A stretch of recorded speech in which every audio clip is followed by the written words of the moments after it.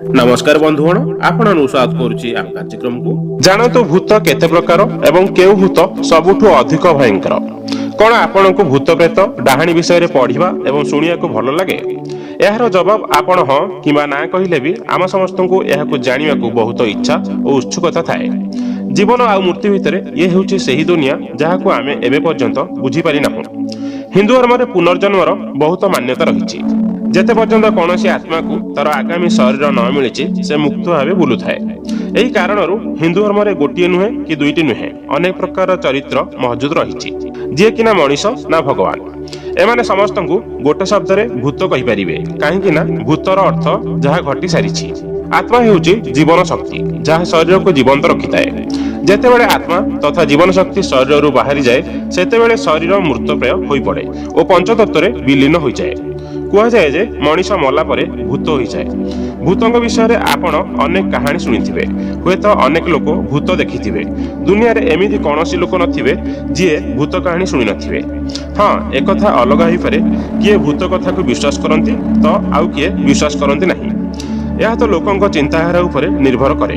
तेबे आज आमे कहिबु भूत केते प्रकार और केउ प्रकार भूत केते भयंकर।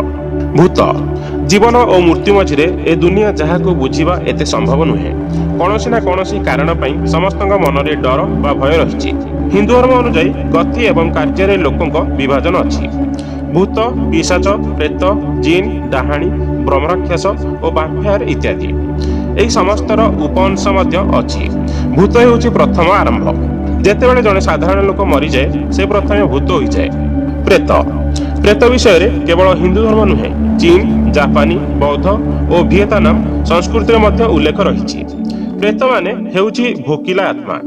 पूर्व जन्म में जो माने किछि भूल काम लिप्त थांती मन में लालसा भरी रही थाए, जो मानकर मनवांछा पूर्ण होई न थाए से माने प्रेत पालटी जाती।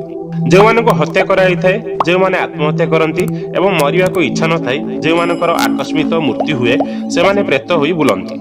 एमाने सबुआले लोकों को हैरान करती एवं लोकोंकर क्षति करती। पिशाच पिशाचर संपर्क ईसाई बा ख्रिस्टियान मान्यता अनुसार विशेष भाव भाम्पायर सहित जड़ित। पिशाच बा भाम्पायर से मानक विवेचना करा जाए जे मनीष रक्त पिए और मांस खाई बंची थाए। जदिओ सेमाने मूर्त बोली विश्वास करा जाए किंतु यह भी कहा जाए पिशाचंकर मनीषंक परी एक आत्मापिंड मध्य थाए। एही लोक माने जीवित थिले, परिवार सहित रहउथिले एवं शिकार करिया को जंगल को जाउथिले। जिन को इस्लाम धर्म रे लोके अधिक विश्वास करती किंतु हिंदू धर्म उपरे मध्य एहार प्रभाव रही थाए। इस्लाम मान्यता अनुसार मनीष जो भली माटी रे तियारी जिन सेमिति नियारू तियारी। जिन अर्थ मनीषंक गहन रे आराम रे रही थांती। एमाने भी भगवान कर पूजा करती।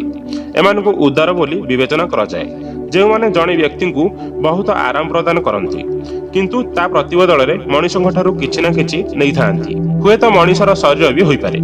एमाने मनीषर शरीर को संपूर्ण भावे कब्जा करि नियंती। ब्रह्मराक्षस कहा जाए ब्रह्मराक्षस होउचंती भयंकर शैतान। ब्रह्मचारी माने सेही भूत बा प्रेतात्मा जो माने जीवित थिया बेले ब्राह्मण थिले। जो ब्राह्मण माने सेमानकर कार्य एवं उपासना सठिक भावे नकरी नकारात्मक कथा भूल कार्य रे लिप्त रही थांती सेमाने मृत्यु परे ब्रह्मराक्षस पालटी जाती। हिंदू संस्कृति रे जाति प्रणाली अत्यंत स्पष्ट। एही अनुजाई जने ब्राह्मणकर काम हेउची लोकों को शिक्षा देवा, वेदमंत्र पाठ करिबा, ज्ञान देवा एवं उपासना करिबा। किंतु जो ब्राह्मण माने एहार दुरुपयोग करती, भूल पथरे जाई तंत्र विद्या द्वारा भूल काम करती, सेमाने मृत्यु परे ब्रह्मराक्षस पालटी जाती। एमाने सबुठु भयंकर होइतांती। डाहाणी केवल महिला को डाहाणी मानिया प्रथा भारत में नुहे विभिन्न देश में देखा मिले। कह जाए जे सुंदरी महिला माने जादू विद्या माध्यम मनीषर जीवन नहीं थांती सेमाने हेउचंती डाहाणी। छोट पिलांक उपरे सबुआले एमानकर नजर थाए। भारतीयों अनुसार डाहाणी माने राति रे श्मशान रे चरंती, गोड़ उपरकू और मुंड तळू करी विष्ठा खाती। समय समय एमानक पाद ओलटा मोड़ी हो जाए बोली लोक कथा रही। आजिर कार्यक्रम आपको जदि भल लगी प्लीज लाइक एंड सब्सक्राइब करेंगे और पाखे थिया बेल आइकन उपर क्लिक करने। या फल आमर परवर्ती वीडियो आप सर्वप्रथम देखिपारे। नमस्कार।